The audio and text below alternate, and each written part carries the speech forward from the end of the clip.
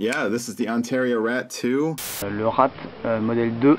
Ontario Rat Model 2. Rat 2.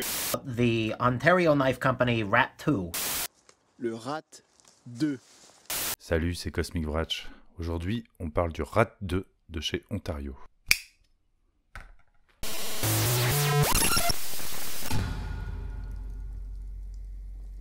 Alors le Rat 2, c'est un couteau qui est plutôt connu, donc je viens juste rajouter ma pierre à l'édifice de toutes les revues que vous allez pouvoir trouver sur ce couteau. C'est en fait la version en taille réduite de l'Ontario Rat 1, qui fait partie d'une lignée de couteaux chez Ontario, qui comporte principalement des lames fixes. Alors les rats, ça renvoie pas à des rats, ça renvoie à Randall Adventure Training. C'est l'acronyme d'un groupe donc de formation à la survie, dont le leader plus ou moins charismatique est Jeff Randall, qui est un personnage, on va dire, assez haut en couleur, qui n'hésite pas à dire ce qu'il pense, en particulier sur le marché du couteau. Il a fait entre autres une interview assez remarquée dans laquelle, en gros, il chie sur l'essentiel de la production de couteaux mondiale. Donc voilà, il se prend pas pour de la merde. I am not in danger, Skyler. I am the danger. Bon, en tout cas, toujours est-il qu'il a fait une ligne de couteaux assez populaire, dont le succès se dément pas avec les années, qu'il a fabriqué pendant un temps avec Ontario Knife Company. Maintenant, c'est la ligne qu'on retrouve chez les essais. En fait, depuis quelques années, Jeff Randall a créé sa ligne de couteaux, donc il a quitté Ontario, ce qui a occasionné d'ailleurs apparemment des procès, parce que Ontario voulait continuer à utiliser le sigle RAT. Bon, apparemment, Ontario a gagné. Bon, donc le RAT 2, comme son nom ne l'indique pas, c'est le modèle un peu plus réduit du RAT 1, sachant que en fait, la plupart des RAT, ils ont des numéros qui vont par ordre de taille, donc le 2 est une absurdité. C'était une demande des consommateurs, c'est-à-dire que le RAT 2 n'était pas prévu au programme, et c'est devant le succès du 1 et le fait que beaucoup de consommateurs demandaient un modèle plus petit qu'ils se sont décidés à faire une version réduite. C'est un modèle qui est très populaire et qui est célèbre en fait pour son rapport qualité-prix. Alors on va voir ça tout de suite. Donc le Rat 2, c'est un couteau pliant de mécanisme liner lock, avec ce liner qui vient empêcher la lame de se refermer, qui est d'ailleurs particulièrement bien centré, et la lame fermée également d'ailleurs. Et ce n'est pas un accident, apparemment tous les couteaux Rat sont particulièrement bien centrés, ce qui est assez rare pour être signalé pour des couteaux dans cette gamme de prix. Un manche en nylon, tout ce qui est de plus classique. La couleur l'est un petit peu moins, d'ailleurs il y a pas mal de choix au niveau de la couleur. Un manche en nylon avec des côtes en inox, une construction ouverte, ce qui permet de le nettoyer sans le démonter, c'est bien pratique. Une ouverture par Sumstud, par Ergo, qui accroche très bien le pouce. Et qui est assez impressionnante d'efficacité, de fluidité, de sensation de qualité quand on l'ouvre et quand on le ferme.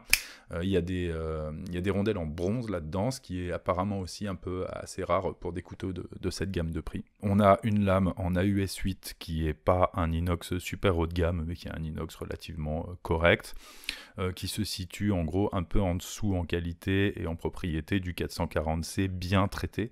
Là, l'AUS 8 de ce modèle précis et moi je trouve tout à fait convaincant, c'est-à-dire que évidemment il tient pas le fil toute la vie, il s'émousse, il a quand même une tendance à s'émousser relativement rapidement, mais il s'aiguise extrêmement bien pour un inox. Autant il perd son fil dans la lignée des inox qui sont pas franchement super haut de gamme, mais autant la facilité d'aiguisage là le place vraiment un cran au-dessus des inox pas très chers que je peux connaître, en particulier le 8CR13 MOV que par exemple Spyderco va utiliser sur ses couteaux pas trop chers. En termes de taille, donc il a une lame qui fait 7,6 cm. En fait, ça le met à peu près dans la même catégorie que l'Opinel numéro 7, comme vous voyez. La lame du numéro 7 est un tout petit poil plus grande, par contre, vous voyez, le manche de l'Opinel est un petit peu plus court. En termes de hauteur de manche et de hauteur de lame, on est au-dessus de l'Opinel bien sûr. En termes d'épaisseur, l'Opinel est bien sûr plus épais, comme plus épais que la plupart des couteaux industriels actuels, ce qui lui donne une bonne ergonomie, mais ce qui fait qu'il est un peu moins discret en poche. C'est vrai que le Rat s'oublie bien dans la poche, que ce soit en termes de volume ou en termes de poids, donc il fait moins de 80 grammes, et je le prouve Voilà, j'espère que vous admirez la petite balance que j'ai achetée spécialement pour la chaîne. C'est une balance qui fait un petit peu dealer de drogue, mais bon, je trouve que c'est parfait pour peser les couteaux. Voilà, 78,8 grammes.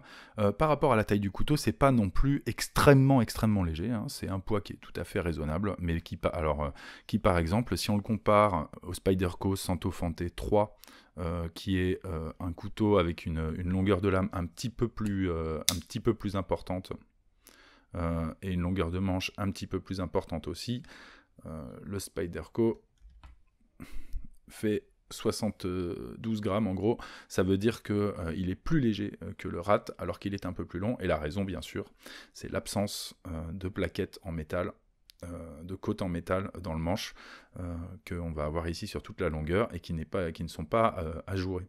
Donc en fait,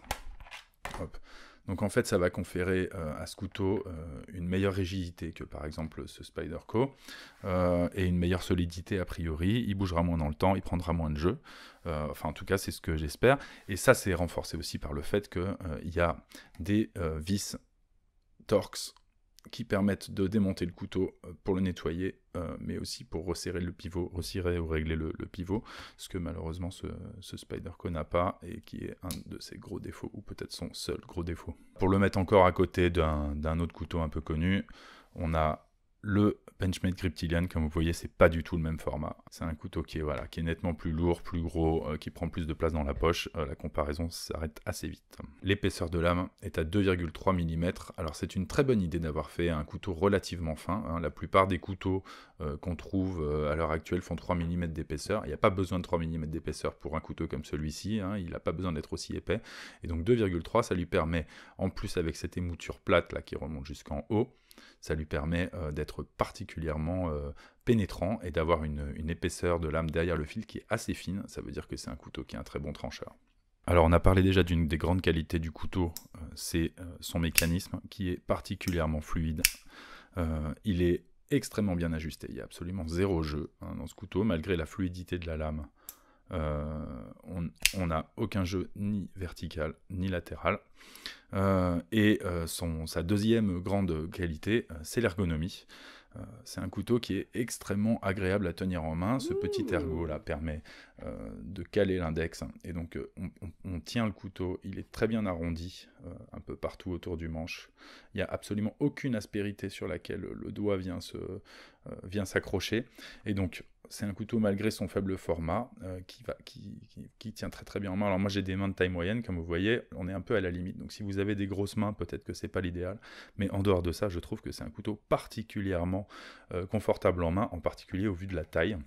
On peut aussi mettre le doigt ici si jamais on veut se rapprocher du fil, parce que c'est vrai que quand on a la main ici, on a le fil un petit peu plus loin du doigt. C'est pas le plus confortable pour le coup, mais c'est quand même arrondi, donc il n'y a pas d'aspérité qui vient faire mal, et on peut venir faire du petit travail précis si jamais on le tient comme ça.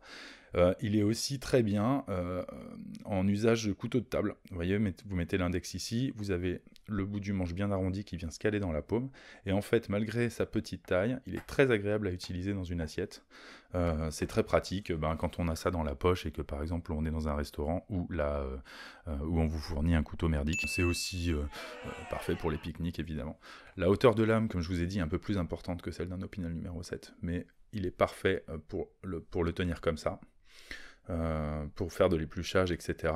C'est une hauteur de lame je vais vous dire combien d'ailleurs, à 2,1 cm, un truc comme ça.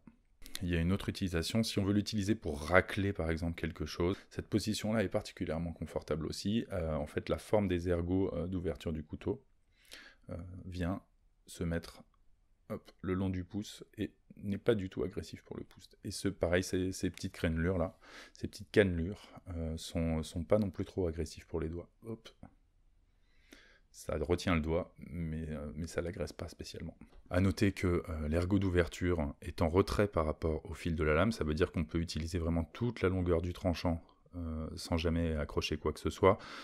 C'est important pour un couteau de cette longueur de lame là, c'est moins important pour un couteau plus grand, mais là on n'a que 7 cm de lame. Si en plus il y avait un ergot qui venait se mettre là ça serait quand même un problème. Donc on a vu, c'est un couteau qui a un mécanisme tout à fait excellent, et surtout un ajustage et définition excellente, une ergonomie tout à fait bonne, Maintenant, je dirais son principal point faible, ça va être le look. Ça veut dire que je ne me suis pas précipité pour l'acheter dès qu'il est sorti ou dès que j'ai vu une bonne revue. Effectivement, il n'est pas extrêmement aguicheur.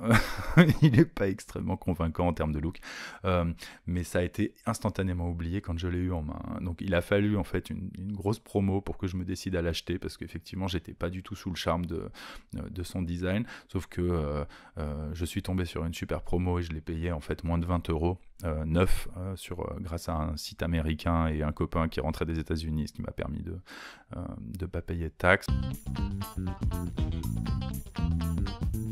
C'est franchement rien du tout, moins de 20 € pour un couteau comme ça, c'est grosso modo le prix d'un Duk. Et franchement, voilà, en termes de qualité, on n'est pas du tout dans le même ordre de grandeur. Voilà, il a un de ses côtés négatifs, c'est le look. Maintenant, il y a un autre point négatif, mais qui va très vite être mitigé, je vais vous le dire, je vais vous expliquer tout de suite pourquoi, c'est la qualité de l'acier. La US 8, donc il y a un inox qui n'est pas du tout haut de gamme, moi je le trouve satisfaisant pour un couteau à utiliser au quotidien. Pour être honnête, moi je ne l'aiguise que en le stroppant, en le passant sur le cuir. Je lui mets un petit coup sur le cuir le matin avant de le mettre dans la poche, et un petit coup en le sortant de la poche le soir. Voilà, un autre bémol, ça serait l'acier, qui est donc pas un inox haut de gamme, mais il se trouve que récemment, Ontario a sorti une version avec une lame en acier D2.